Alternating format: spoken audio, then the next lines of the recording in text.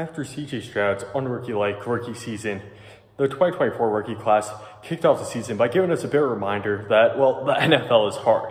However, after about 4 weeks, they begun to figure it out a little bit. So with that said, here's my power rankings for top 5 offensive rookies so far this season. Let's get to it. Jones on 3rd down, looking end zone, throws, it's Neighbors, touchdown! Coming in number 5, I have Denver Broncos rookie quarterback Bo Nix.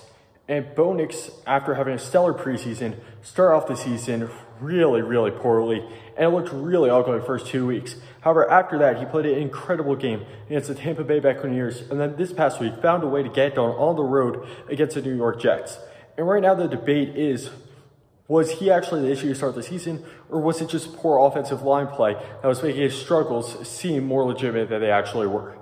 Throughout the season, it should balance out, but for now, he's got the Broncos at 2-2, and he is in my number 5 spot. Coming in at number 4 is the first overall pick, Caleb Williams. And it's been somewhat of a disappointing start for Caleb Williams in Chicago. Caleb Williams' era is getting off to a slower start than some anticipated. And that's because, as great as their roster is, what they built over the offseason is incredible. Coaching and play calling matters so much in the NFL.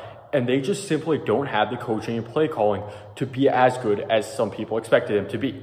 And after 3 weeks, apparently multiple players, including Caleb Williams, approached Shane Waldron about his somewhat boring offensive play calling and asked him to figure it out. And it seemed to work, as Caleb Williams put up his best game by far this past week in week 4 as the Bears took down the Los Angeles Rams.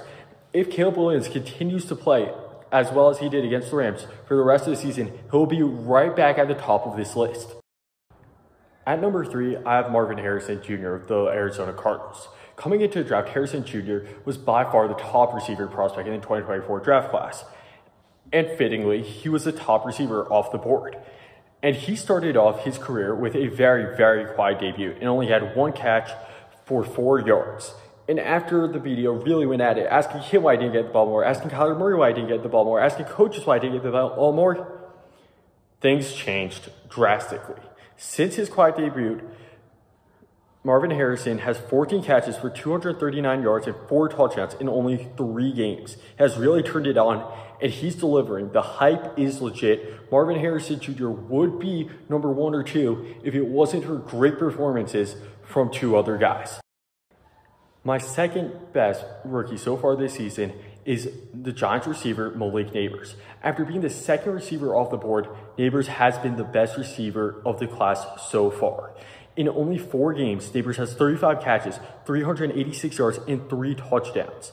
It's important to note that he's doing all of this with Daniel Jones as his quarterback. He's playing so well that he might save Daniel Jones' career. So far, Neighbors, barring injury, is on pace for 149 catches, 1,640 yards, and 13 touchdowns.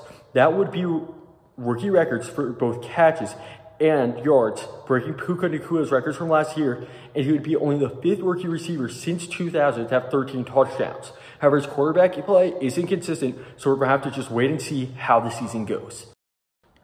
And finally, if the season ended today, my pick for Offensive Rookie of the Year would be Washington Commanders quarterback Jayden Daniels. In Daniels' somewhat complicated college career, he proved that he had a lot of what is necessary to make the transition to the NFL. He showed that he can handle adversity, that he can step up his game when necessary, that he can adjust to a faster pace of play. And most of all, he proved that he can make the players around him better. And he has shown off all those abilities in his first month in the NFL. After 4 games, he has an 82.1 completion percentage, which is the best for any quarterback ever after 4 games. Also, he hasn't just been great through the air. He's been dynamic on the ground as well. In 4 games, he has 216 rushing yards and 4 rushing touchdowns.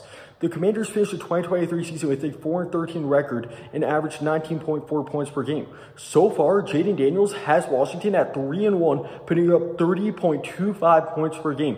The Jayden Daniels factor is real. He's having a CJ Stroud-like impact on his franchise. Wherever Jayden Daniels goes, success follows. The Jayden Daniels effect has turned around LSU, and it's also turning around the Washington Commanders. Jones on third down, looking end zone, throws, it's Neighbors. Touchdown!